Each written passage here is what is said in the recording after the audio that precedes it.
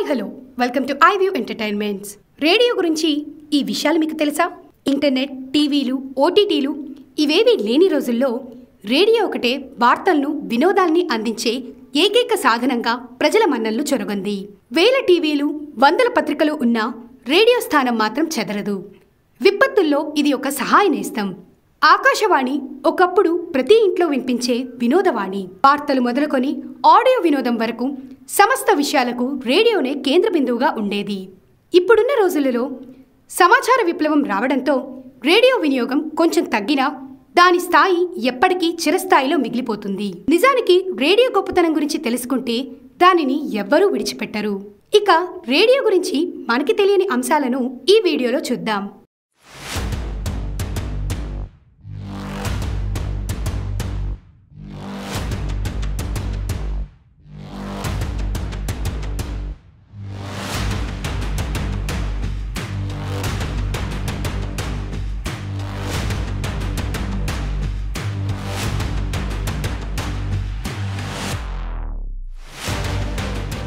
ఇప్పటి తరం వారు ఒక్క క్షణం ఇంటర్నెట్ లేకున్నా అల్లాడిపోతారు. అలాంటిది ఒకప్పుడు ఇవేవి అందుబాటులో ఉండేవి కావు. అయితే ఇవేవి లేని రోజుల్లో కూడా ఎంటర్టైన్మెంట్ ఎలా దొరికేదో తెలుసా? అప్పట్లో టీవీలు, ఓటీటీలు, ఇంటర్నెట్లు ఇవేవీ లేకపోయినా ఆ కాలం వారు అద్భుతంగా కాలక్షేపం చేసేవారు. అదెలాగంటే రేడియో ద్వారా. ఒకప్పుడు కేవలం రేడియో మాత్రమే వినోదాన్ని అందించే ఏకైక సాధనంగా ప్రపంచవ్యాప్తంగా ప్రజల మన్ననలు చొరగొంది. అంతేకాదు, రేడియో ద్వారా అప్పట్లో ఎన్నో సంచలనాలు ప్రారంభమయ్యాయి.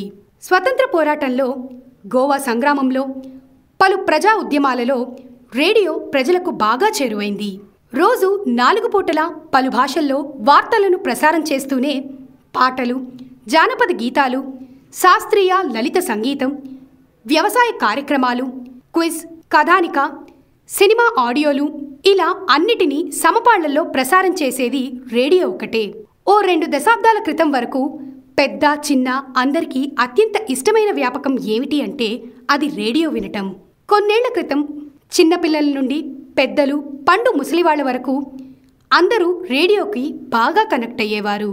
చరిత్రను పరిశీలిస్తే అందరినీ ఎంతగానో ఆకట్టుకున్న రేడియోను ఆంగ్లేయులు భారతదేశంలోని మహారాష్ట్రలోని ముంబైలో తొలిసారిగా ప్రారంభించారు.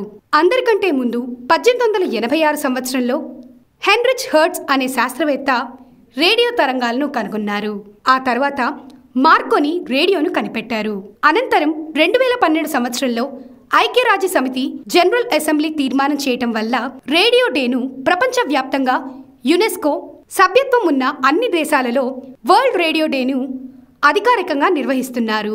నిజానికి టీవీతోనూ కంప్యూటర్లతోనూ పోలిస్తే ఈ రేడియో రేట్ చాలా తక్కువ. అందుకే కావచ్చు ఒకప్పుడు ప్రతి ఒక్కరి ఇంట్లో ఈ రేడియో ఉండేది. ఆనాటి నుండి ఈనాటి వరకు కూడా రేడియో విపత్కర పరిస్థితుల్లో మన అందరికీ ఆపద్బంధువుగా ఉంది. రేడియో ఆధారంగా వాతావరణ, ప్రపంచవ్యాప్తంగా పరిస్థితుల్ని తెలుసుకోవచ్చు. నిజానికి ఇది ప్రాణ, ఆస్తి నష్టాలలో కూడా ప్రసారమై ఎన్నో విపత్కర పరిస్థితుల నుండి జనాలను గట్టెక్కించింది. హుదూద్, తితిలి లాంటి ప్రమాద సమయాల్లో కూడా అందరికీ అందుబాటులో ఉంది మన రేడియో. అలాంటి సమయాలలో నుండి తమని తాము కాపాడుకోగలిగాం అంటే అది కేవలం రేడియో వల్లే. ఒకప్పుడు వార్తలు, విశేషాలకు, వినోదానికి ప్రచార సాధనంగా విస్తృతంగా సేవలందించిన ఏకైక సాధనం రేడియో.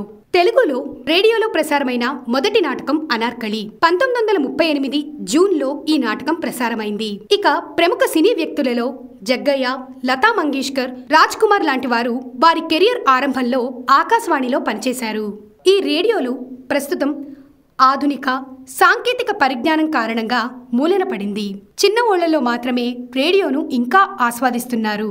రేడియో ప్రస్తుతం ఎదుర్కొంటున్న సవాళ్లపై అంతర్జాతీయంగా చర్చ జరుగుతున్నా మోడీ నిర్వహిస్తున్న మన్ కీ బాత్ కారణంగా ఆల్ ఇండియా రేడియోకు మంచి యాడ్ రెవెన్యూ వస్తూ చాలా కాలం తర్వాత లాభాల బాట పట్టింది.